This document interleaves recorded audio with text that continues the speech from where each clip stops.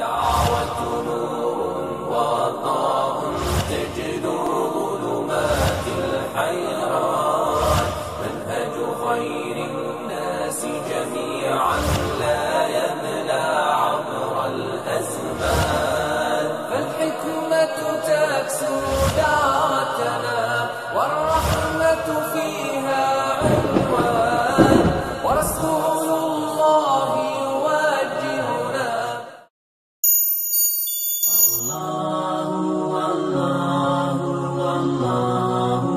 فہم سلف کسی ایک امام کے پیچھے چلنے کا نام نہیں ہے، بلکہ فہم سلف یہ ہے بلال کو اللہ نے چنا، ابو بکر کو اللہ نے چنا، عمر کو تو میرے رسول نے خود مانگا، عثمان کو اللہ نے چنا، سیدنا علی کو اللہ نے چنا۔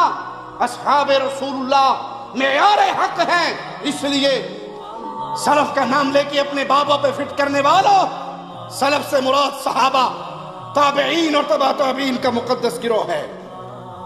ہو ہلکے یاراں تو برے شم کی طرح نرم، رزم حق کا باطل ہو تو فولاد ہے مومن۔ صحابہ نے قرآن اور حدیث پہ عمل کیا جیسے تاجدار مدینہ نے عمل کیا تھا۔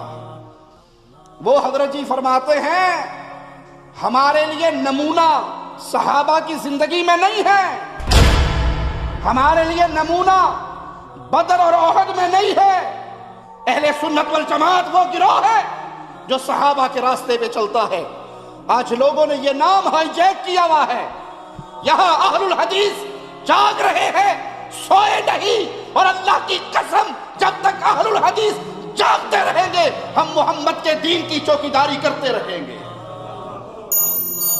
جب انسان کے اندر شرک کا فتنہ گھر کر جاتا ہے پھر اس سے ہر کام کی توقع کی جا سکتی ہے۔ ایک ایسے پیر کو بھی ہم نے دیکھا جس کو شرمگاہ ڈھانپنے کا بھی خیال نہیں۔ فتنوں نے امت کو اندھیرے میں ڈال رکھا ہے، لیکن عید میلاد کے نام پہ لڑکیاں بھی ناچ رہی ہے، اداکارائیں بھی ناچ رہی ہے، لڑکے بھی ڈانس کر رہے ہیں، مولوی بھی ڈانس کر رہے ہیں۔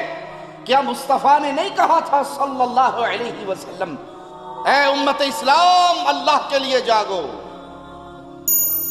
تمہارے ہاتھ نہ ٹوٹے، تمہارے جسم پہ فالج نہ گرا جب تم نے پیارے نبی کی نالین کی تصویر پہ اللہ اور اس کے رسول کا نام لکھا۔ تانا دیتے ہو اہل توحید کو کہ یہ ہمارے پیروں کو نہ مان کر گستاخی کرتے ہیں۔ رب کائنات کی قسم جو محمد کریم کا پاکیزہ مبارک نام چوٹی پہ لکھتا ہے اس سے بڑا کوئی گستاخ پیدا نہیں ہوا۔ اور نیچے اپنا تبصرہ لکھتے ہیں حدیث تو ٹھیک ہے، صحیح بخاری میں ہے، لیکن عقل چیخ رہی ہے کہ یہ جھوٹ ہے۔ کچھ ہم سے سنا ہوتا، کچھ ہم سے کہا ہوتا، غیروں سے سنا تم نے، غیروں سے کہا تم نے۔ السلام علیکم ورحمۃ اللہ وبرکاتہ۔ ان الحمد للہ نحمده ونصلی علی رسوله الکریم۔ اعوذ باللہ من الشیطان الرجیم، بسم اللہ الرحمن الرحیم۔ قل هو اللہ احد اللہ الصمد لم یلد ولم یولد وَلَمْ يَكُنْ لَهُ كُفُوًا أَحَدٌ۔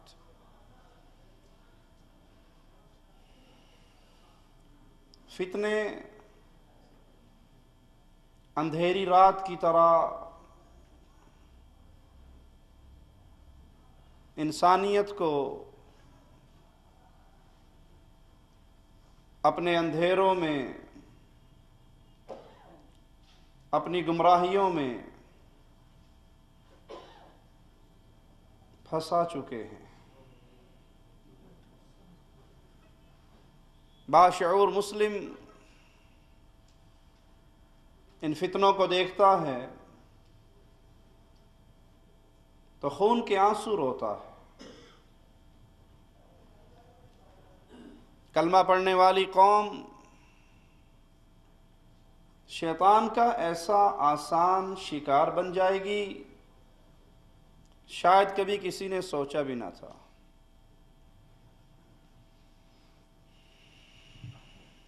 اور ان فتنوں کے شکار ہونے کی وجہ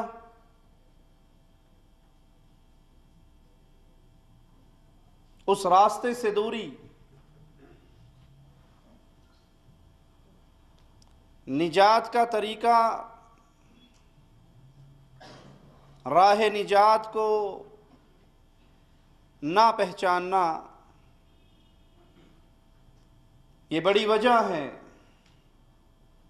کہ آج کلمہ گو ایسے فتنوں کا شکار ہو چکے ہیں جن کے بارے میں یہ تصور بھی نہیں ہو سکتا کہ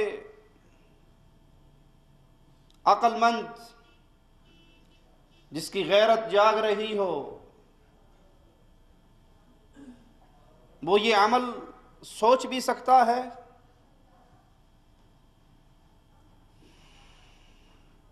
مسلمان کی غیرت تو بڑی عظیم ہوا کرتی ہے، یہ غیور نبی کے ماننے والے،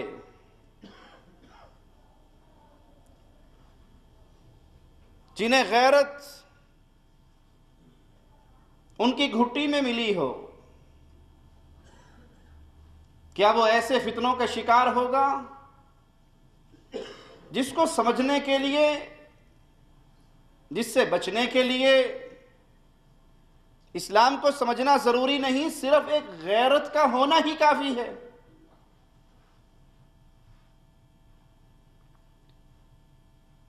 فتنوں کے ان اندھیروں نے بڑے بڑوں کی عقلوں پہ پردے ڈال دیے، اور سچ کہا کہنے والے نے،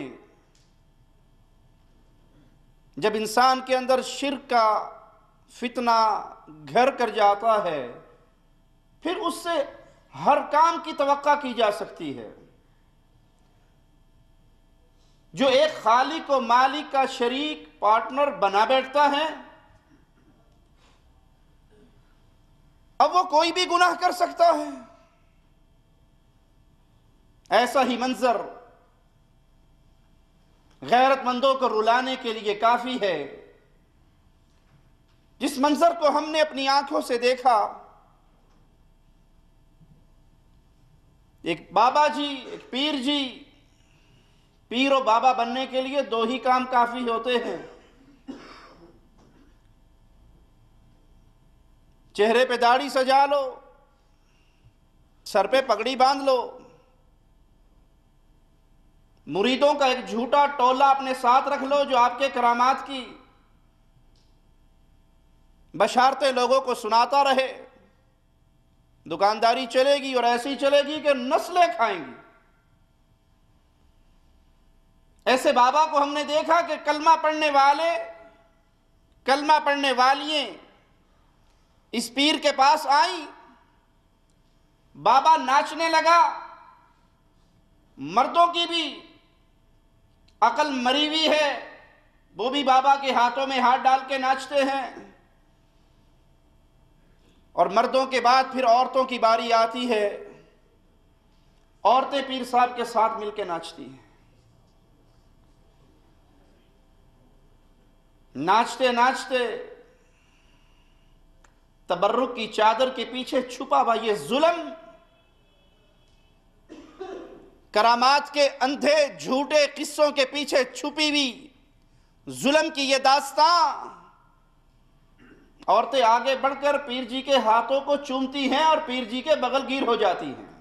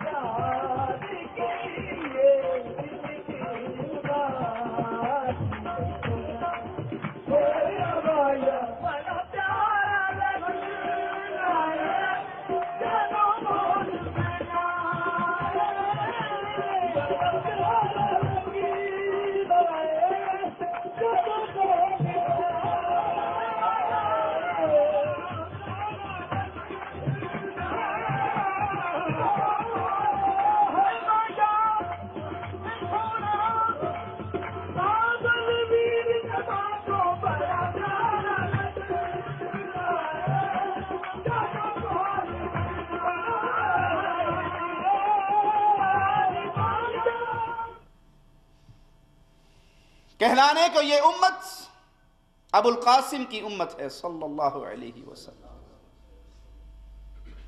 اور شرک کی وجہ سے غیرت ان کی اتنی مر چکی ہے.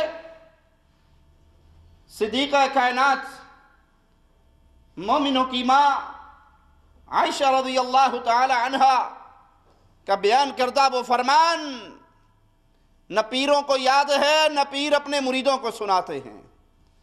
سیدہ کائنات فرماتی ہیں میرے آقا نے زندگی بھر کبھی کسی نامحرم عورت کے ہاتھ پہ ہاتھ نہیں رکھا،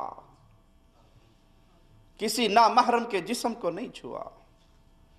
پیارے حبیب علیہ السلام نے فرمایا نامحرم عورت کے سر پہ ہاتھ رکھنا اس سے بہتر ہے کہ تمہارے سروں پہ کوئی میخیں کیلے گاڑ دے، اس پہ صبر کر لینا، کسی نامحرم جسم پہ ہاتھ نہ لگانا.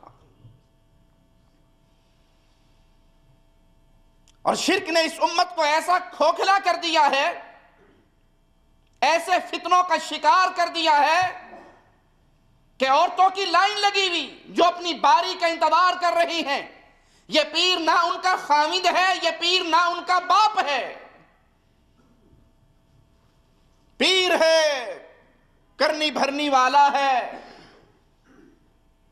اگر اس کے گلے لگ جائیں گے یہ حشر میں پہچان لے گا، یہ پہچان لے گا، جہنم سے بچا کے جنت میں لے جائے گا. اور وہ دیوس بغیرت پیر ناچتا ہے، لڑکیاں اس کے ساتھ ناچتی ہیں اور آخر میں بغلگیر ہو جاتے ہیں. فتنوں نے امت کو اندھیرے میں ڈال رکھا ہے، اور امت ہے کہ بھیڑ بکریوں کی طرح دوڑ رہی ہے. یہ فتنے اس کو اندھیرے کنویں کے اندر پھینک رہے ہیں، اور یہ امت ہے کہ دوڑتی ہوئی گر رہی ہے، کوئی آنکھیں کھولنے کے لیے تیار نہیں. ایک ایسے پیر کو بھی ہم نے دیکھا جس کو شرمگاہ ڈھانپنے کا بھی خیال نہیں، جس کے چہرے کی سیاہی دور سے نظر آتی ہے، جس کے بالوں کو دھلے ہوئے لگتا ہے سال ہا گزر گئے، جس کو مونچھیں تراشنے کا نہیں پتا، جس کو جسم کی صفائی اور ستھرائی کا نہیں پتا، اور وہ بے شرم ننگا لیٹا ہوا ہے، اور لا الہ الا اللہ محمد الرسول اللہ کا زبانی ورد کرنے والوں کی عورتیں اور مرد اس ننگے بابا کے قدموں کو چھو رہے ہیں، دبا رہے ہیں، برکتوں کا حصول ہو رہا ہے.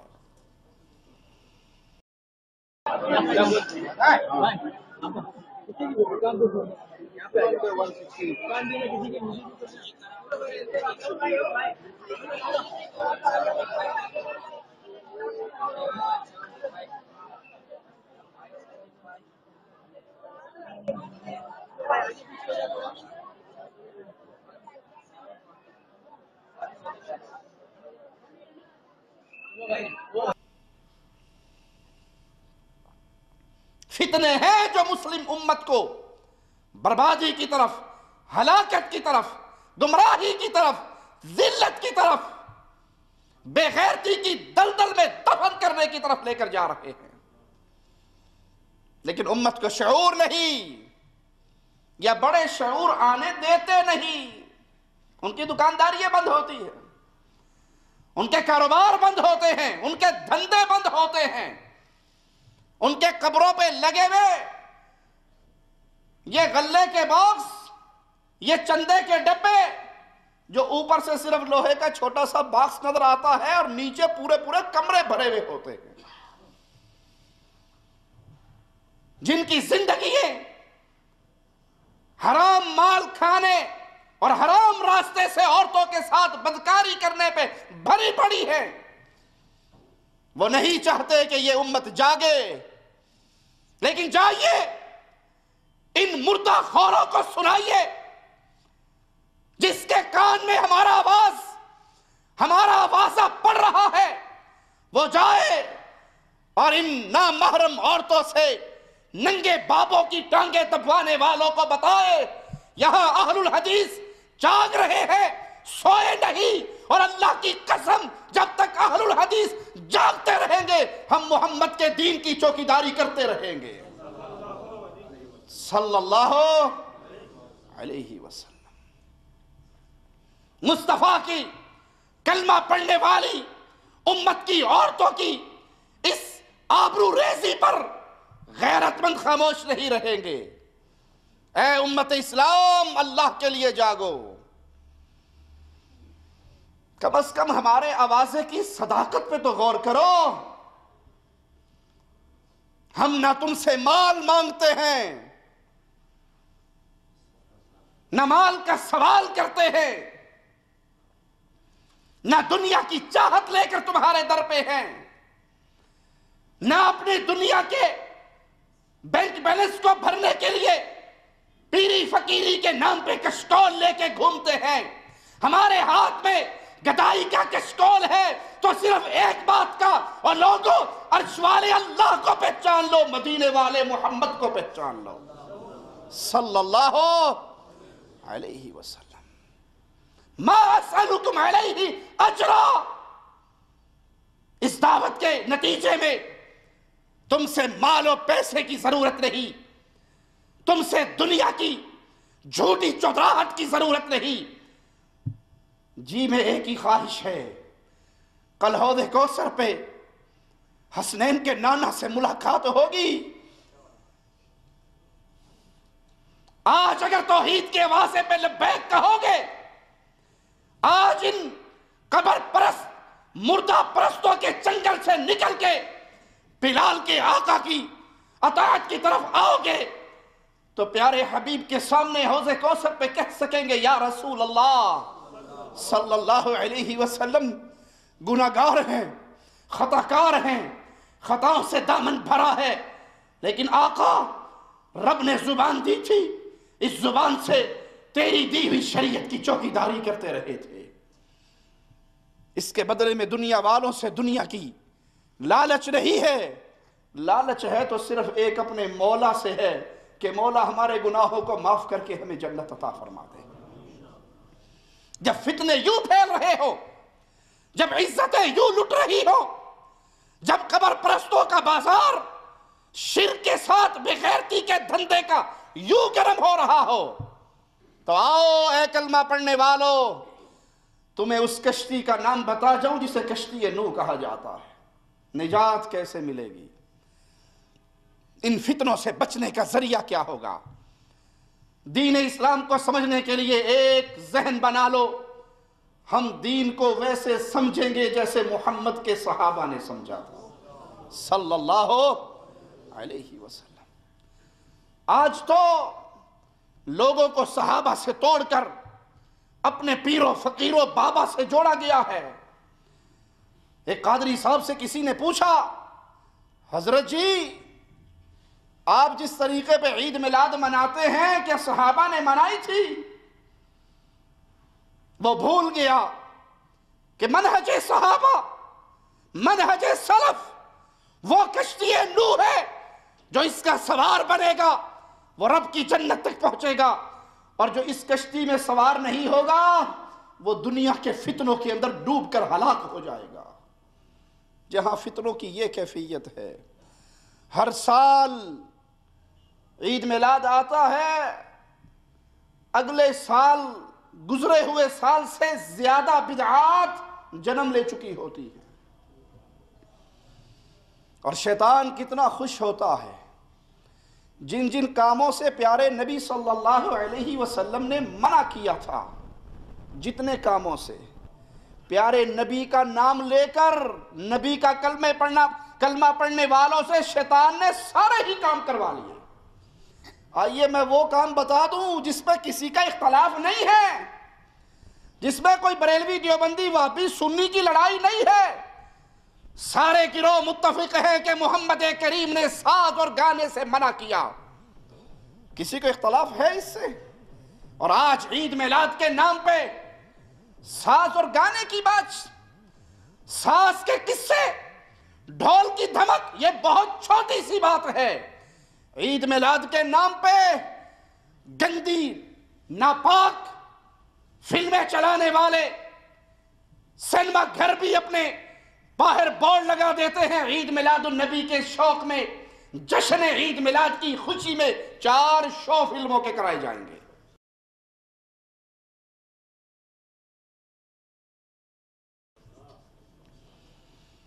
ساز اور گانے پہ تو کسی کا اختلاف نہیں، ناچنے اور ڈانس کرنے پہ تو کوئی گروہ اجازت نہیں دیتا۔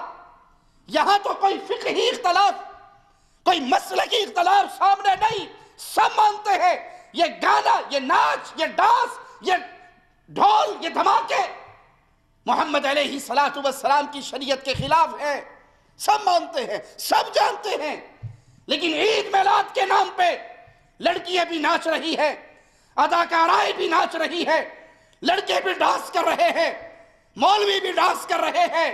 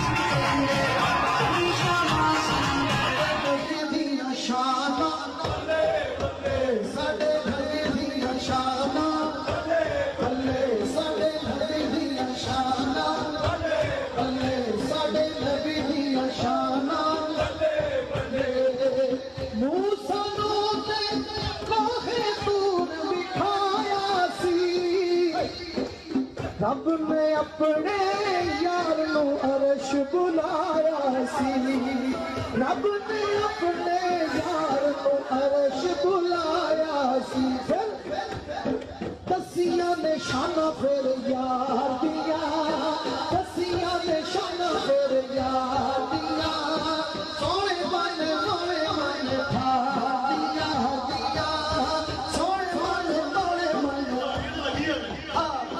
تھکیاں نے مجھا ہر گا دیا، تھکیاں نے مجھا ہر گا دیا، سونے من تھا دیا، سارے نبی نے میرے نبی تو تھلے تھلے میرے نبی دیا شان، میرے نبی دیا شان، اگر زبان سے کیا مصطفیٰ نے نہیں کہا تھا صلی اللہ علیہ وسلم میں آیا ہوں، مجھے مبعوث کیا گیا ہے ساز کے ہر آلے کو توڑنے کے لیے۔ کیا پیارے حبیب کا یہ فرمان نہ تھا؟ اور کیا آج عید میلاد النبی کے نام پہ فلموں کے گانے انا للہ و انا الیہ راجعون، لڑکی اور لڑکوں کا مخلوط اجتماع پیارے نبی کے نام پہ، پیارے نبی کی ولادت کے نام پہ، جو کام ابو لہب اور ابو جہل نہ کر سکے، آج سر پہ سبز پگڑیے باندھ کر، چہرے پہ داڑھیے سجا کر، مولوی اور ملا مصطفیٰ کے نام پہ وہ ظلم کر رہے ہیں جو کفار مکہ نہ کر سکے۔ سٹیج بے حیائی کا لگتا ہے، ایک بدکار اور فاحشہ گانے گانے کے لیے، ڈانس کرنے کے لیے آتی ہے، اور اس کے پیچھے بینر جشن عید میلاد النبی کا لگایا جاتا ہے، جس کام سے میرے آقا نے مسجد سے نکلتے ہوئے منع کیا تھا۔ پیارے حبیب مسجد سے نکلے تھے، مسلمان مرد اور عورتوں کو مسجد نبوی سے نکلتے ہوئے اکٹھے چلتے ہوئے دیکھا تھا، میرے آقا سے برداشت نہ ہوا تھا، فرمایا تھا میری صحابیات تمہارا حق نہیں ہے، تم راستے کے درمیان میں چلو، تم راستے کی کونوں پہ چلا کرو، سڑک کے اختتام پہ چلا کرو، مسلمان مردوں تم راستے کے درمیان میں چلا کرو۔ راوی حدیث کہتا ہے اس کے بعد محمد کی صحابیات دیواروں سے لگ کے چلتی تھی، ان کے دوپٹے دیواروں کے پتھروں میں اٹک جاتے تھے، اس رسول کا نام لے کر صلی اللہ علیہ وسلم۔ شیطان نے کیا ان کی عقل پہ پردے ڈالے؟ لڑکے ڈانس کر رہے ہیں، لڑکیاں ڈانس کر رہی ہیں، عورتیں ناچ رہی ہیں، زنخیں ناچ رہے ہیں، کیوں؟ جشن عید میلاد النبی کی خوشی ہے۔ بیت اللہ کی توہین ہو رہی، مسجد رسول کی توہین ہو رہی، گاڑیوں کو سجا کر اس پہ بیت اللہ کا ماڈل بنا کر، مسجد رسول کا ماڈل بنا کر، پیارے نبی صلی اللہ علیہ وسلم کے حجرے کا ماڈل بنا کر گلی گلی چوراہے چوراہے گھمایا جا رہا ہے۔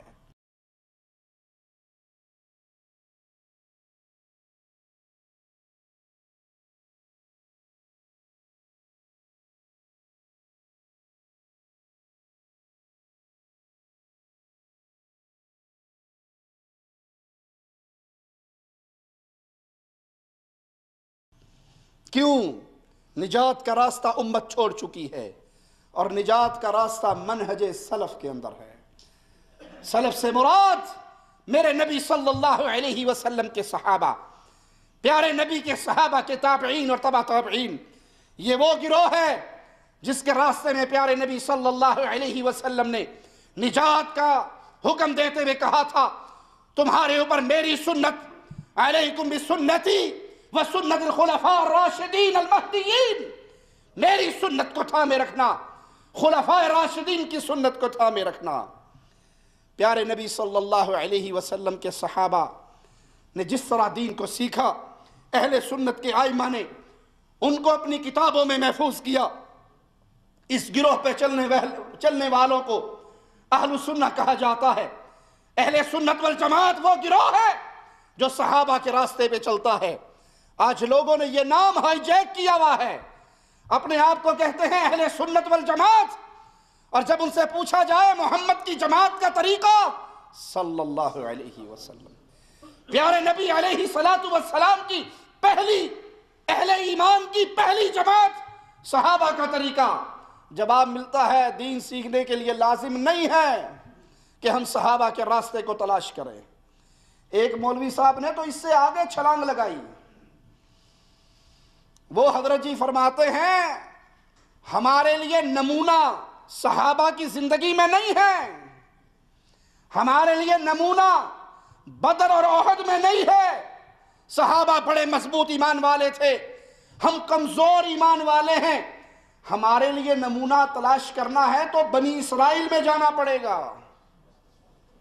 اب ہم ہیں کچے مسلمان، ہمیں کہاں سے راستہ ملے گا؟ بدر میں 313 تھے، تم نے ابھی تک 313 بھی نہیں تیار کیے۔ یہ نہ سمجھنے کی وجہ سے بات ہو رہی۔ ہمیں لوگ کہتے ہیں تبلیغ کا کام اتنے سالوں سے ہو رہا ہے، ابھی تک 313 بھی نہیں تیار ہوئے. الجہاد الجہاد، ابھی تک 313 بھی نہیں تیار ہوئے. کوئی جہاد کا منکر ہو سکتا ہے؟ کوئی قرآن کا منکر ہو کے کہاں جائے گا؟ جہاد کا انکار تو قرآن کا انکار ہے. قرآن کا انکار عین کفر ہے. ہاں وقت میں اختلاف ہے، یہ وقت ہے یا نہیں ہے.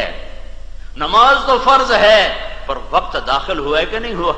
کہ پہلے ہی اللہ اکبر، اب ٹائم تو دیکھ لو بھائی، وقت داخل ہو گیا، فرض عین. ابھی عصر کا وقت کوئی نہیں آیا، نماز فرض کوئی نہیں، ابھی نہیں ہے، ہونے والی ہے. ہم کچے مسلمان ہیں. ہمیں اس بھنور سے نکلنے کے لیے جو راستہ ملے گا وہ صحابہ کے دور میں کوئی نہیں ہے. پیچھے جانا پڑے گا، پیچھے بنو اسرائیل میں جانا پڑے گا. وہ کچے مسلمان تھے، وہ اس بھنور سے کیسے نکلے تھے، وہ راستہ اختیار کریں گے تو ہم نکلیں گے. یہ معاشرہ بنی اسرائیل کے دور میں ہے، ہمیں وہاں جانا پڑے گا. انہوں نے کیا کیا، وہ فرعون سے کیسے نکلے، ان کو کیا کروایا گیا. کہتے ہیں نا ظلم ہو رہا ہے تم خاموش بیٹھے ہو. بھائی کیا کریں، ظلم ہو رہا ہے تم خاموش بیٹھے ہو. موسیٰ علیہ السلام کے سامنے بچے ذبح ہو رہے تھے، ہم تو بڑے کچے لوگ ہیں، موسیٰ علیہ السلام کیوں نہ اٹھ کھڑے ہوئے. دیکھو فرعون کے بچے ذبح کرنے کے دو دورانیے ہیں. دو پہلے ذبح کیے جب اسے کہا گیا کہ ایک بچہ پیدا ہونے والا تیری حکومت مٹائے گا، اس نے ذبح کرنے شروع کر دیے. پھر دوبارہ اس نے بچے ذبح شروع کیے جب وہ جادو میں ہار گیا، اس کے جادوگر ہار گئے اور موسیٰ علیہ السلام جیت گئے. تو وہ خجالت میں آ کر شرمندگی مٹانے کے لیے سنقتل ابناءہم ونستحیی نساءہم وإنا فوقہم قاہرون، کہا اب میں ان کے بچے ذبح کروں گا، ان کی عورتوں کو لونڈی بناؤں گا اور ان کو ذلیل کر کے رکھ دوں گا. اس پر موسیٰ علیہ السلام کی قوم بولی اوذینا من قبل ان تأتینا ومن بعد ما جئتنا. موسیٰ تیرے آنے کا کیا فائدہ ہوا، تیرے آنے سے پہلے بھی عذاب میں تھے، تیرے آنے کے بعد بھی عذاب میں. سمجھ رہے ہو، ہمیں وہاں جانا پڑے گا. بدر ہمارے لیے دلیل نہیں بن سکتا. یہ کیا ہو رہا ہے؟ جب یہ ہو رہا ہے اب ہمیں خلفائے راشدین سے مثال نہیں ملے گی، نبوی دور سے مثال نہیں ملے گی. بدر احد خندق ہمارے لیے دلیل نہیں بنیں گے، ہمیں پیچھے جانا پڑے گا. اور سنو، جس کے دین کے لیے نمونہ ابو بکر، عمر، عثمان، علی، معاویہ، ابو سفیان، حسن و حسین، سعید و سعد نہیں ہے، وہ اپنے آپ کو اہل سنت کہلوانا چھوڑ دے. وہ اپنے آپ کو مسلمان کہلوانا، یہ تو میرے رب کا کلام ہے. اگر تم ایمان لاؤ جیسے محمد کے صحابہ ایمان لائے صلی اللہ علیہ وسلم، پھر تم ہدایت یافتہ ہو. اپنے ڈھکوسلے چلانے کے لیے، اپنے فرقے آباد کرنے کے لیے، نت نئے فتنوں میں امت کو شکار کرنے کے لیے یہ درس دینے والے صوفی ملا کہ ہمارے لیے دلیل صحابہ کے دور میں نہیں. پیارے نبی نے کہا تمہارے اوپر میری سنت، ابو بکر، عمر، عثمان و علی کی سنت، اس کو لازم پکڑنا. تم نے اپنے سلسلے چلانے تھے، اپنے چلے آباد کرنے تھے، اپنے سہ روزے کی دنیا کو سجانا تھا. تم نے اپنے لکھے ہوئے مولویوں کے ملفوظات کو اپنے سینے کا زیور بنانا تھا. اور تمہیں پتا تھا کوئی سوال کرنے والا کرے گا کیا ابو بکر نے چلہ لگایا، کیا عمر، عثمان و علی نے چلے لگائے. تو معاملہ ہی صاف کرتے ہوئے امت کو درس ہی نیا دے دیا. تمہارے لیے دلیل بنی اسرائیل میں ہے.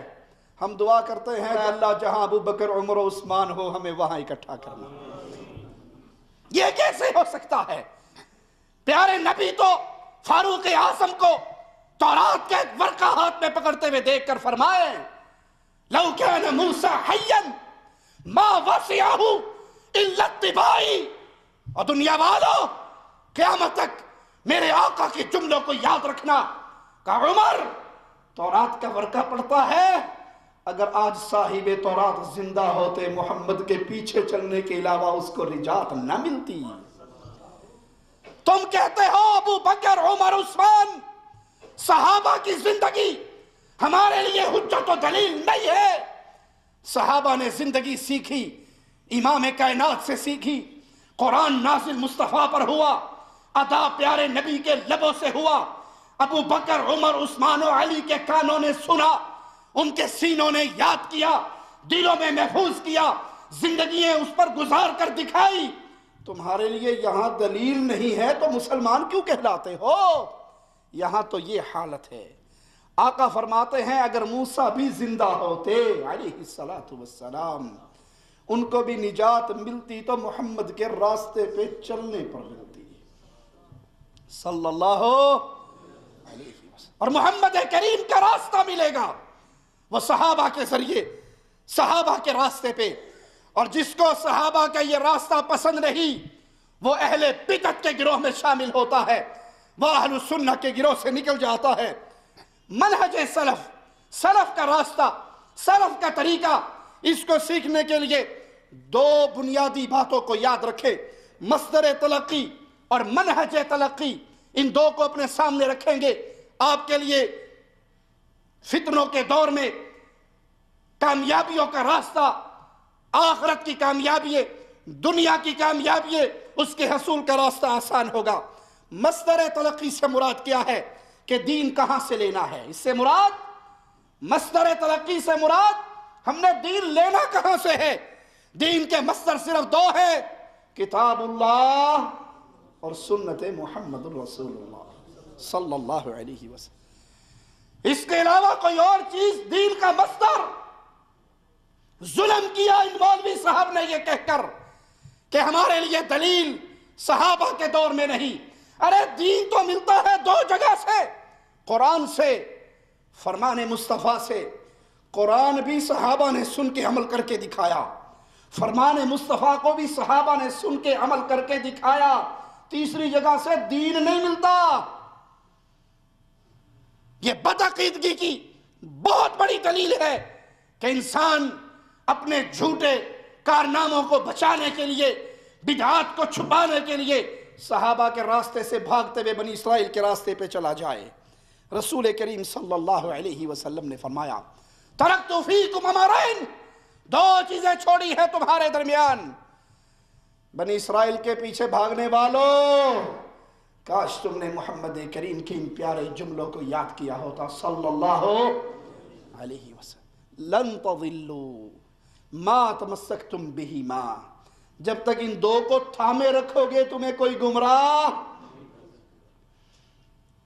آج اہل حدیث سے کوئی مقابلہ نہیں کر سکتا، اس کی وجہ یہ ہے لوگوں نے اپنے سینوں سے بابوں کا فرمان اور بزرگوں کی باتوں کو سجایا ہوا۔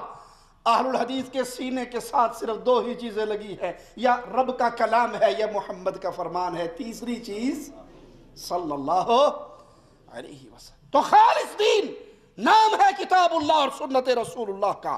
پیارے حبیب فرماتے ہیں تم کبھی گمراہ نہیں ہوگے اگر ان دو کو تھامے رکھا۔ ہر دور میں ایمان والے اپنی پیاس بجھاتے ہیں جس چشمے سے، اس چشمے کا نام کتاب اللہ اور سنت رسول اللہ ہے۔ امام اہل سنت احمد ابن حنبل رحمہ اللہ نے کہا تھا دین کو وہاں سے لینا جہاں سے ہم نے لیا، دین کو وہاں سے لینا جہاں سے ہم نے لیا۔ امام احمد نے دین لیا کتاب اللہ اور سنت رسول اللہ سے۔ یہ مومن کا اصل نصاب ہے۔ یہ ایک طالب علم کتاب و سنت سے فائدہ اٹھانے کے لیے اس پہ لازم نہیں کہ وہ منطق اور فلسفے کا محتاج ہو، کتاب و سنت کو سیکھنا ہی راہ نجات ہے۔ اس لیے ہر وہ شخص، ہر وہ گروہ جو دین لینے کے لیے کتاب و سنت کے علاوہ کسی اور کو دین کے لینے کا مصدر سمجھے، دین کا ماخذ سمجھے، سمجھ لو وہ گمراہی کے راستے پہ ہے، وہ بدعتی گروہ ہے۔ جیسے رافضیوں کا حال ہے، وہ دین لینے کے اپنے آئمہ کے اقوال کے پابند ہیں، بزرگوں کے، اماموں کے اقوال کو تلاش کرتے ہیں اور اس کو دین سمجھنے کا ذریعہ مانتے ہیں۔ یہ گمراہ ہیں۔ کیوں؟ دین نام تھا کتاب اللہ اور سنت رسول اللہ کا، انہوں نے اس کے علاوہ تیسرا مصدر بھی بنا لیا صلی اللہ علیہ وسلم۔ معتزلہ دین کو سمجھنے کے لیے عقل کو بنیاد بناتے ہیں، اور ان دور حاضر کے لوگوں کے سامنے بھی حدیث رسول آ جائے، وہ حدیث رسول صلی اللہ علیہ وسلم کو بیان کرتے ہیں اور نیچے اپنا تبصرہ لکھتے ہیں حدیث تو ٹھیک ہے، صحیح بخاری میں ہے، لیکن عقل چیخ رہی ہے کہ یہ جھوٹ ہے۔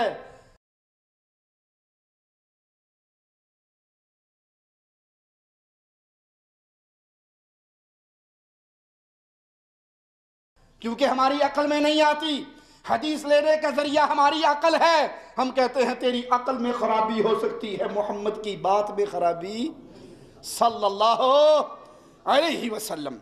صوفیہ گمراہ ہے، کیوں گمراہ ہے کوئی سوال کر سکتا ہے؟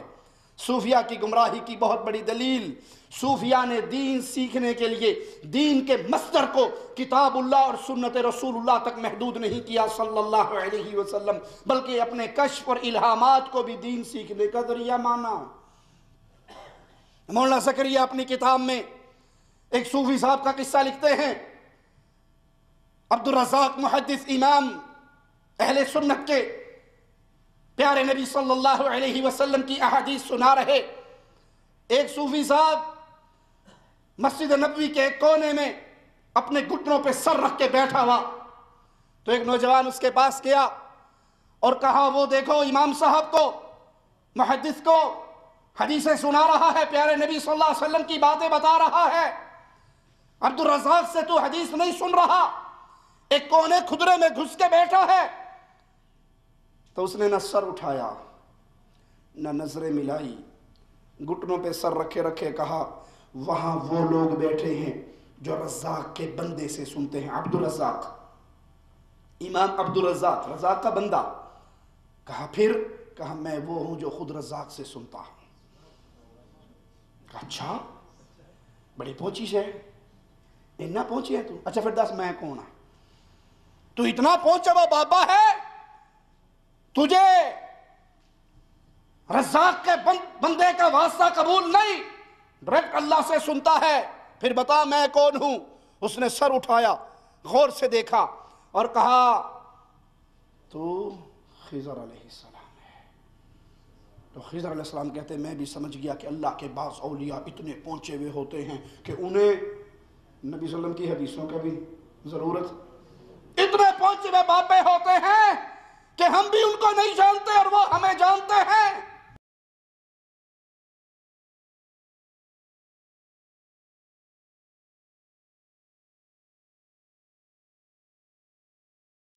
ہم کہتے ہیں یہ صحابہ کے راستے کو چھوڑ کر، محمد کریم صلی اللہ علیہ وسلم کی حدیثوں کو چھوڑ کر باقاعدہ ڈائریکٹ اللہ سے سننے کا دعویٰ کرنے والا گمراہ ہے، بدعتی ہے۔ یہ دعویٰ نبی کی وفات کے بعد نہ ابو بکر نے کیا، نہ عمر نے کیا، نہ عثمان نے کیا، نہ علی نے کیا۔ اس کو ابدال ماننے والوں،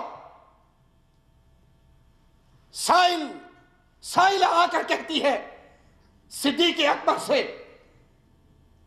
سوال کرتی ہے میرے پیارے حبیب کے خلیفہ، اس کو لوٹاتے ہوئے کہتے ہیں تیرے اس مسئلے کے جواب میں مجھے محمد کریم کی کوئی حدیث یاد نہیں، لوٹ جاؤ، میں اپنے رسول کے صحابہ سے پوچھوں گا، کوئی حدیث ملے گی تو تجھے سنا دوں گا، نہیں ملے گی تو ابو بکر صدیق اپنی طرف سے محمد کے دین کے اندر ایک لفظ کا اضافہ نہیں کر سکتے صلی اللہ علیہ۔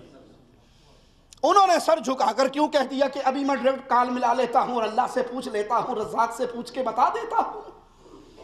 صوفیاء کی گمراہی کی دلیل، جن کے کشف اور الہامات، بابوں کے ذہنوں اور خوابوں میں آنے والی باتیں، خواب میں ہمیں فلاں حضرت نے یہ کہا تھا اور خواب میں ہمیں فلاں حضرت نے یہ کہا تھا، اور خوابوں کے شہزادوں یہ محمد کا دین ہے جو کسی کے خواب سے بدلا نہیں جاتا صلی اللہ علیہ وسلم۔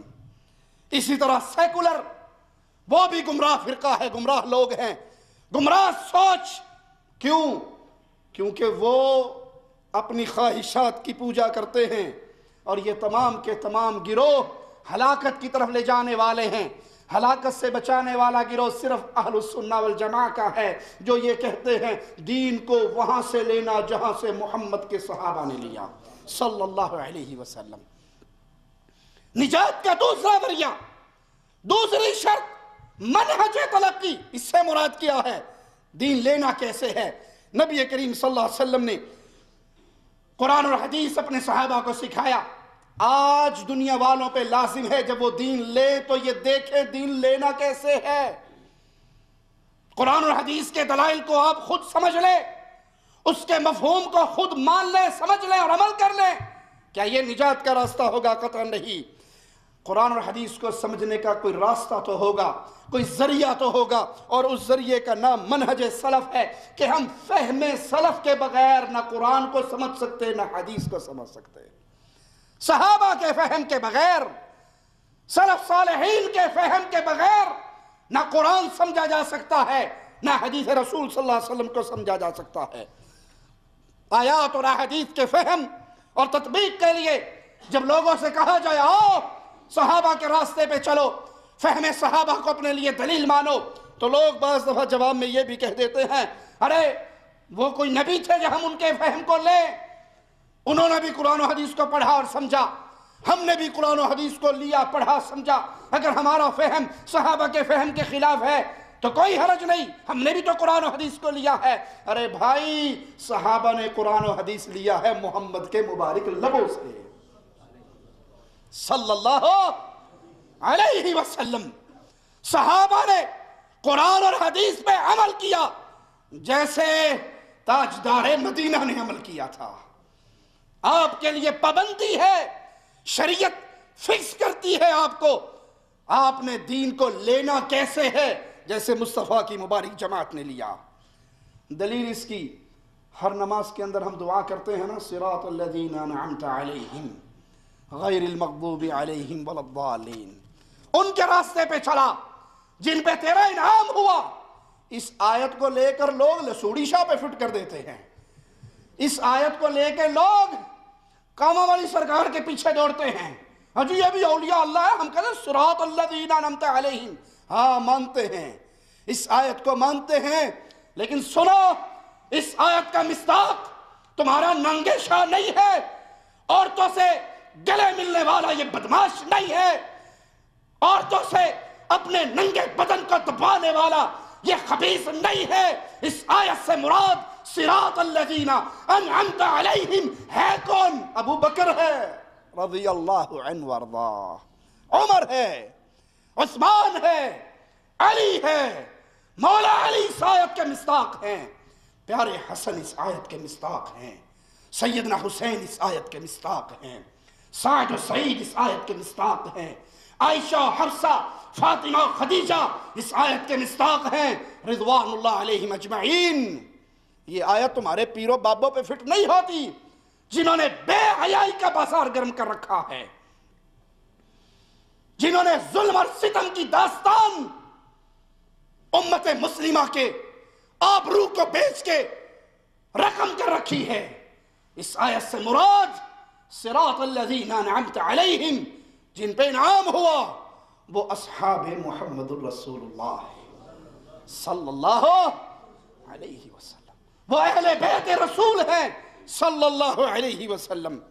اور جو لوگ سلف کا نام استعمال کر کے اس ٹرم کو خلف کے اوپر فٹ کرتے ہیں، اپنے پیروں، فقیروں، بابوں، بزرگوں پہ فٹ کرتے ہیں، جنہوں نے امت کو بدعات اور شرکیات میں ایسا ڈبو دیا جوتی کی پوجا پہ لگایا ہوا ہے، اپنی طرف سے ایک نقش بنایا جس کی کوئی دلیل نہیں، جس نقش کا ثبوت نہ قرآن کے اوراق میں ہے نہ صحیح احادیث کے اندر۔ یہ نقش نالین رسول صلی اللہ علیہ وسلم، اب اس کو پوجا جا رہا ہے، اس کو سر پہ رکھا جا رہا ہے، اس کے بارے میں عقیدہ بنایا جا رہا ہے کہ یہ وہ نقش ہے، اپنے ساتھ رکھو گے مصیبتیں ٹل جائیں گی، غم دور ہو جائیں گے، بیماریاں ختم ہو جائیں گی۔ اور ظلم کی انتہا ہے ارے مان بھی لیں کہ یہ پیارے نبی صلی اللہ علیہ وسلم کی نعلین کی تصویر ہے، مان بھی لیں، بالفرض تو تمہارے پاس اس کی دلیل کوئی نہیں، مان بھی لیں، تمہارے ہاتھ نہ ٹوٹے، تمہارے جسم پہ فالج نہ گرا جب تم نے پیارے نبی کی نعلین کی تصویر پہ اللہ اور اس کے رسول کا نام لکھا۔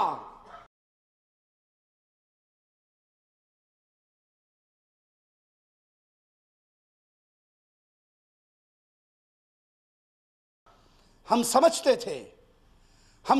تھے یہ جاہلوں کا کام ہوگا، ہم سمجھتے تھے یہ ان پڑھوں کا کام ہوگا، ہم سمجھتے تھے یہ بے علم لوگوں کا کام ہوگا۔ ارے کیا کریں، یہاں تو آوا ہی بگڑا ہوا ہے۔ قادری صاحب اپنے مریدوں کا جواب دیتے ہوئے، لوگوں کو تسلی دیتے ہوئے کہتے ہیں نبی صلی اللہ علیہ وسلم کے نعلین پہ اللہ اور اس کے رسول کا نام لکھنے میں کوئی حرج نہیں۔ نالے پاک پر محمد لکھا ہوا ہے تو اس میں کوئی شرعن حرج نہیں ہے، اور بسم اللہ الرحمن الرحیم لکھنے کے تعلق سے فتاوی رضویہ شریف میں اس کے جواز کے جائز ہونے کے دلائل لکھے کہ اگر نالے پاک میں بسم اللہ بھی لکھی ہوئی ہو تو کوئی حرج نہیں ہے، تو ایک نقش ہے یہ۔ اور جیسے بزرگوں نے کتابوں میں، پرانے بزرگوں میں کتابوں میں نالے پاک کے نقش ڈالے کہ ایسا نقش تک، ایک نالے پاک کا نقش نہیں ہے، مختلف نالین کا نقش ہے، ایک ہی طرح کی نالے پاک زندگی بھر آپ نے صلی اللہ تعالی علیہ وآلہ وسلم اپنے قدموں سے لگائی ہو، یہ نہیں ہے، مختلف ہیں نقشے۔ تو ان کو کتابوں کے صلب میں بیچ میں دیا ہوا ہے، تو اطراف میں اللہ اور رسول کے نام ہے، بیچ میں نالے پاک کا نقش کتاب کے اندر ہے۔ تو کتاب کے اندر جب کتاب کو بند کریں گے تو بہت سارے صفحے جس میں اللہ اور رسول کا نام لکھا ہوا ہے وہ نالے پاک کے نقش کے اوپر آ جائیں گے۔ تو یہ شیطان کا وسوسہ ہے۔ اچھا، اب میں جیسے آپ کو بتاؤں کہ قرآن کریم ہے، اس سے افضل تو کوئی کتاب نہیں ہے، انڈرسٹوڈ ہے۔ قرآن کریم کا جو اوپر کا گتا ہوتا ہے اس پر کچھ نہ کچھ نقش و نگار بنے ہوتے ہیں، پھول، بیل، بوٹے وغیرہ بنے ہوتے نہیں بنے ہوتے؟ اچھا، یہ بنے ہوئے ہوتے ہیں۔ اب یہ بتائیے کہ ایک عام پودا ہے، اس کے پھول کا نقش بنایا، یہ فضیلت والا ہے یا پیارے محبوب صلی اللہ تعالی علیہ وآلہ وسلم کی نالے پاک یعنی جوتی مبارک کا نقش فضیلت والا ہے؟ ہر عقل مند سمجھ سکتا ہے کہ ہم پھول کی تصویر کو چومتے سروں پہ نہیں رکھتے، نالے پاک کی تصویر کو، عکس کو، خاکے کو ہم سروں پہ رکھتے ہیں، اور ہم کہتے بھی ہیں جو سر پہ رکھنے کو مل جائے نالے پاک کے حضور تو پھر کہیں گے کہ ہاں تاجدار ہم بھی ہیں۔ یہاں اوریجنل نال کے بارے میں غالباً تخیل ہے۔ تو یہ نقش مبارک جو ہے تصویر نالے پاک کی، یہ ظاہر ہے کہ مطلب پھول اور بیل بوٹوں سے تو افضل ہے ہی ہے۔ تو جب یہ قرآن کریم پر بنائی جا سکتی ہے تو نالے پاک اگر کسی نے بنا دی تو اس پر کیا حکم شرعی لگے گا؟ اگرچہ نہ بنائی جائے اس لیے کہ پھر لوگوں میں ایک بحث کا دروازہ کھلے گا، ورنہ شرعن تو اس پر کوئی حکم تو نہیں لگے گا نا۔ اچھا، سرکار صلی اللہ تعالی علیہ وآلہ وسلم کے قدم مبارک کا تلوہ، جس میں متغر کا جو قدم مبارک ہے، اس کا جو تلوہ ہے،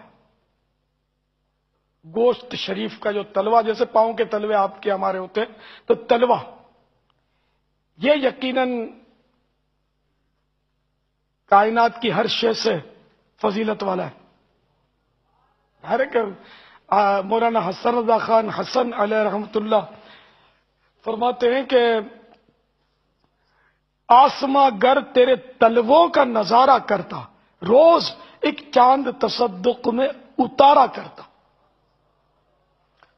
تو ایسا مبارک تلوہ، اس تلوے سے بھی تو نالے پاک بوسے لیتی تھی، لپٹتی تھی جوتی مبارک. تو ایسی فضیلت والے حصے پر ایک عام سادہ چمڑے کی جوتی کی یہ جرت کہ یہ لپٹتی تھی، تو سرکار صلی اللہ تعالی علیہ وآلہ وسلم اس کو اجازت دیتے تھے، وہ لپٹا لیتے تھے، اپنے قدم چومنے کی اجازت مرحمت فرماتے تھے، ہے نا. تو یوں سرکار صلی اللہ علیہ وسلم کے جسم اقدس سے تو لگے اور سرکار کا نام اس کے نقش پر نہ لکھا جائے. بسم اللہ الرحمن الرحیم لکھنے میں کوئی حرج نہیں. کسی عقل مند نے سوال کیا،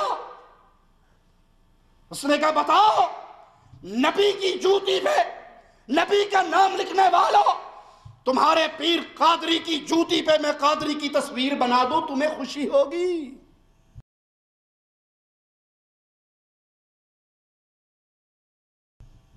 مان بھی لیں کہ یہ جوتا رسول اللہ کا ہے صلی اللہ علیہ وسلم.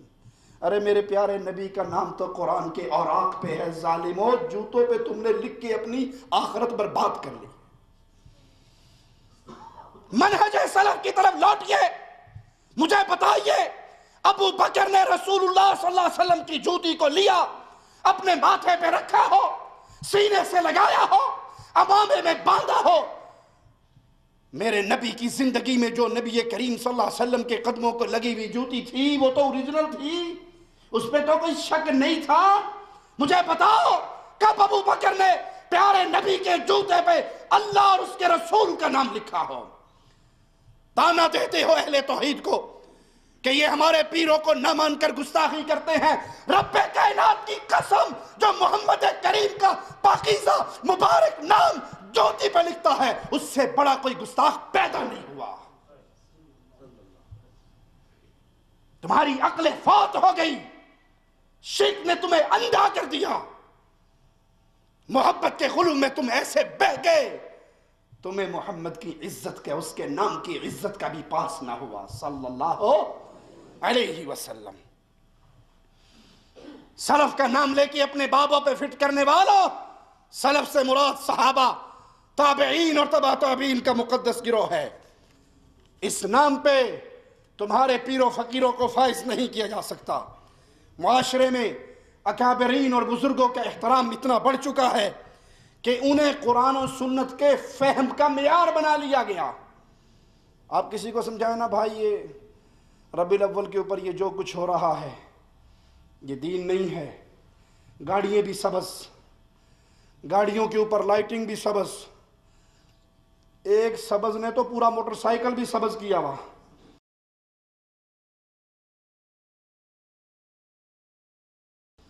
پورا جسم بھی سبز کیا ہوا.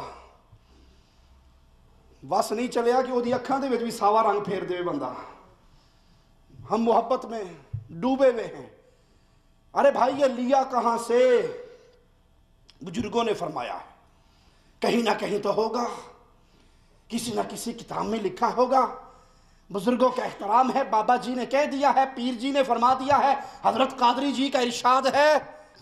ارے یہاں پابند ہو تم اگر مسلمان ہو کہ تم نے دین کا جو کام کرنا ہے وہ محمد رسول اللہ کے صحابہ سے لینا پڑے گا صلی اللہ علیہ وسلم. صحابہ کی اکثریت نے پیارے نبی صلی اللہ علیہ وسلم سے جو دین سیکھا، جو فہم لیا، وہ ناقابل تنقید ہے، اس پہ تنقید نہیں ہو سکتی. صحابہ میں بھی اگر کسی مسئلے کو سمجھنے میں اختلاف تھا تب بھی حق انہی کے اندر تھا، تب بھی حق صحابہ سے باہر نہیں نکلا. 2 صحابہ نے ایک رائے دی، 10 صحابہ نے ایک رائے دی، حق پھر بھی صحابہ میں ہے، صحابہ سے باہر. صحابہ کے فہم پہ تنقید نہیں ہوگی.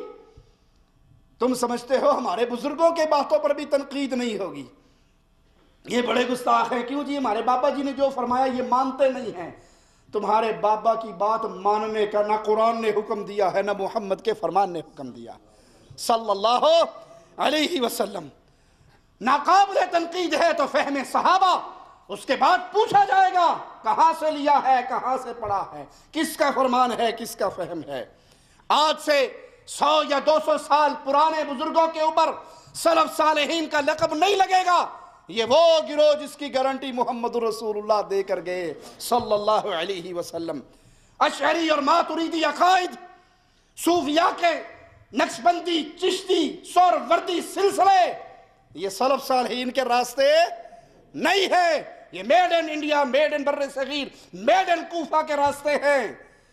علم کلام، علم تصوف، مجھے بتاؤ ابو بکر صدیق ماتریدی تھے یا اشعری، نقشبندی تھے یا چشتی، قادری تھے یا سہروردی، علم کلام کے ماہر تھے یا علم تصوف کے؟ اور اگر آپ کا دل کہے کہ یہ سارا کچھ صحابہ کے دور میں نہیں تھا تو ماننا پڑے گا یہ فہم صحابہ سے ہٹ کر خلف کے پیچھے دوڑ کر امت کے بدعتی گروہ میں شامل ہونے کا حصہ ہے. اسلام کی مبارک ترین جماعت دوسرے نمبر پہ تابعین کی جماعت ہے.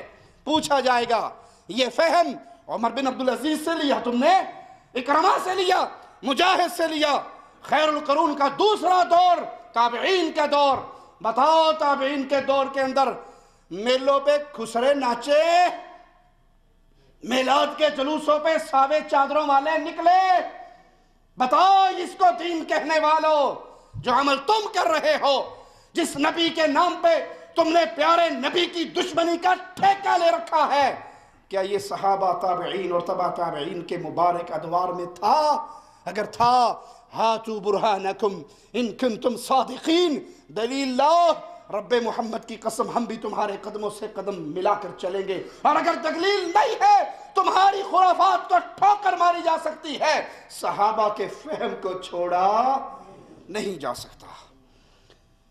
امام ابو حنیفہ رحمہ اللہ، امام شافعی رحمہ اللہ، امام احمد بن حنبل رحمہ اللہ، امام مالک رحمہ اللہ، جاؤ ان مبارک اماموں کے دور کو کھنگالو. کیا تمہیں وہاں پہ جشن میلاد النبی ملا ہے؟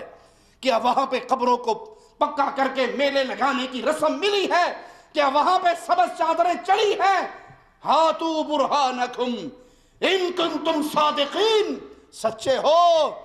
تمہیں صحابہ کا دور بھی معاف کیا، تابعین کا بھی معاف کیا، ابو حنیفہ سے ہی ثابت کر دو رحمہ اللہ.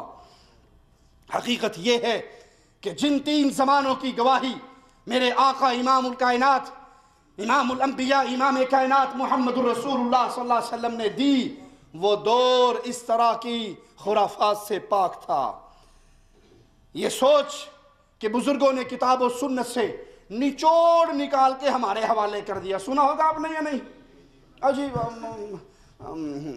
بزرگوں نے نا 40 رکنی کمیٹی بھائی سی تو نچوڑ. ظلم ہے تمہارا یہ کہنا. کاش اس زہریلے جملے پر تم نے کبھی تنہائی میں بیٹھ کے غور کیا. یہ نچوڑ والی بات سمجھا دوں اچھی طرح. گاجروں کا جوس پیا ہے کبھی؟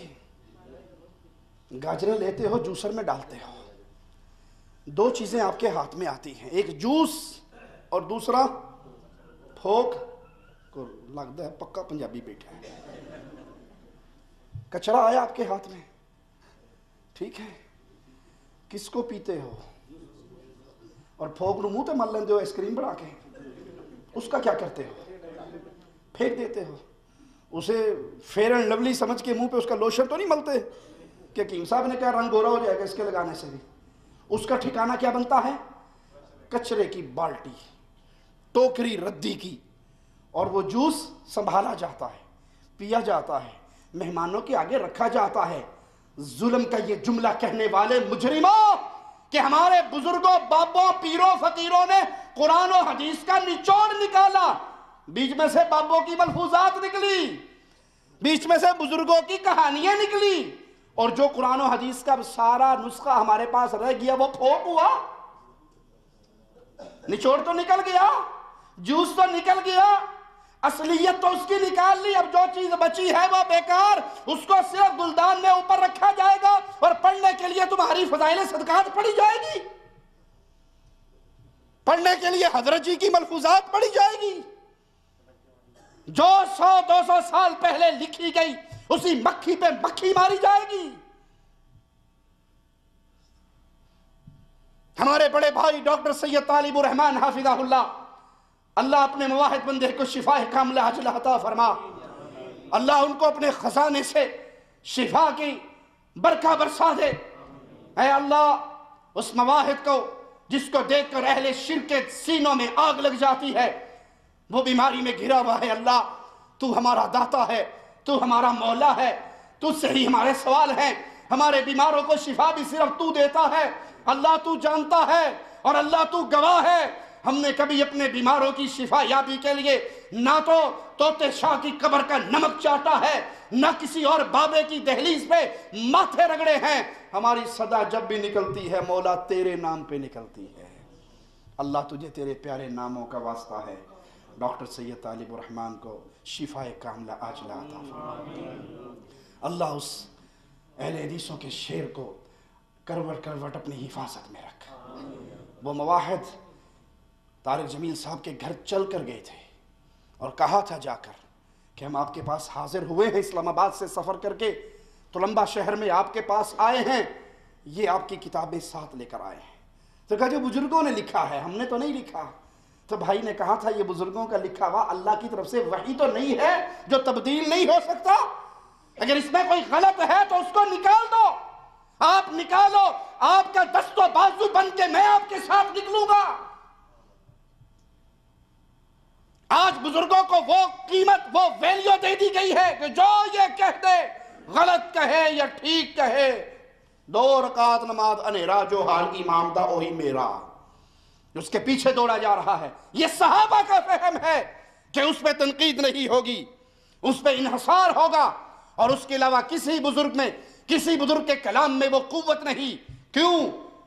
معیار حق صرف جماعت محمد الرسول اللہ، اصحاب محمد الرسول اللہ کا گروہ ہے۔ فہم سلف کسی ایک امام کے پیچھے چلنے کا نام نہیں ہے، بلکہ فہم سلف یہ ہے کہ پیارے نبی صلی اللہ علیہ وسلم کی گلشن کے یہ پھول ہیں، ابو حنیفہ، امام مالک، امام شافعی، امام احمد، امام بخاری، امام مسلم، یہ سب پھول ہیں میرے مصطفیٰ کے گلشن کے، جس سے بھی حدیث رسول مل جائے سر آنکھوں پہ، جو بھی لے جائے ہمیں درے مصطفیٰ پہ، ہم نے تو ماننا ہے وہ جو مصطفیٰ علیہ السلام کی مبارک زبان سے ادا ہوا۔ علامہ شامی حنفی رحمہ اللہ کا فرمان سنیے، کچھ ہم سے سنا ہوتا، کچھ ہم سے کہا ہوتا، غیروں سے سنا تم نے، غیروں سے کہا تم نے۔ علامہ شامی حنفی کے جملے ہماری زبان سے سنیے، ہم ان کو بھی کہتے ہیں رحمت اللہ علیہ۔ علامہ شامی نے لکھا جب صحیح حدیث ملے، وہ حدیث ہمارے مذہب کے خلاف ہی کیوں نہ ہو، پھر بھی عمل حدیث پہ ہی کیا جائے گا۔ حدیث ملے، یہ قانون بنانے والوں کہ نبی کی حدیث ہمارے امام کے قول کے خلاف ہو، صحابی کا فہم ہمارے قول کے، امام کے قول کے خلاف ہو تو اس کو ٹھوکر ماری جائے گی۔ ہماری نہ مانو، علامہ شامی رحمہ اللہ کی مان لو۔ کہا حدیث ملے ہمارے مذہب کے خلاف ہو تب بھی عمل حدیث رسول پہ ہوگا، اور وہی ابو حنیفہ کا مذہب کہلائے گا رحمت اللہ علیہ۔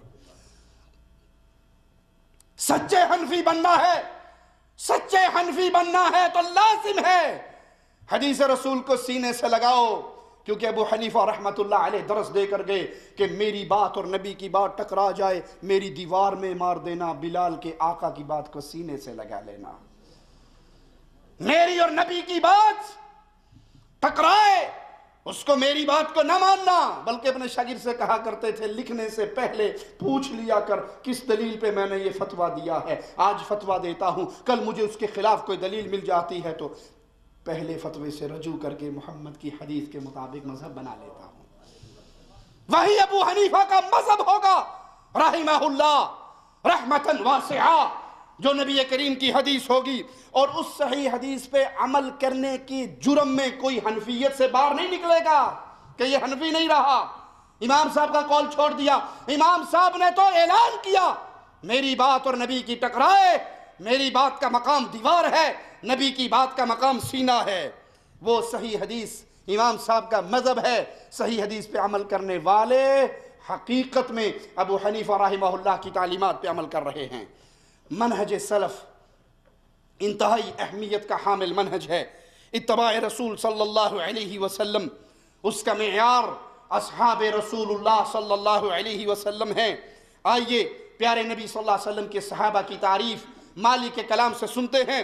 محمد الرسول اللہ والذین معاہ اشداء علی الکفار رحماء بینہم تراہم رکعا سجدا.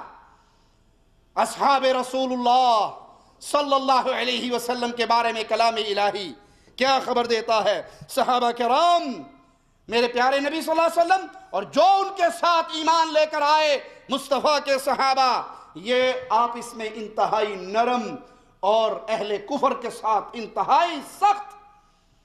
ہو حلقہ یاراں تو بڑے شم کی طرح نرم، رزم حق و باطل ہو تو فولاد ہے مومن. یہ تعریف ہے اصحاب محمد الرسول اللہ کی صلی اللہ علیہ وسلم. کیفیت ان کی کیا ہے؟ تراہم رکعا سجدا. اللہ کے لیے رکوع کرنے والے. کس کے لیے رکوع کرنے والے؟ کس کے لیے رکوع کرنے والے؟ اللہ کے لیے. آج لوگوں نے سجدے بھی اللہ کو چھوڑ کر اپنے پیروں کو کرنے شروع کر دیے، رکوع بھی اللہ کو چھوڑ کر پیروں کو کرنا شروع کر دیا.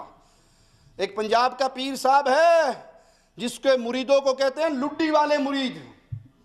پیر صاحب گاڑی آ کے رکتی ہے، گاڑی سے نیچے اترتے ہیں اور سارے مرید حالت رکوع میں ہو کے گھنگرو باندھے ہوئے اور رکوع میں ڈانس کرتے ہوئے پیر صاحب کو اس کی آرامگاہ تک لے کر جاتے ہیں. انا للہ و انا الیہ راجعون.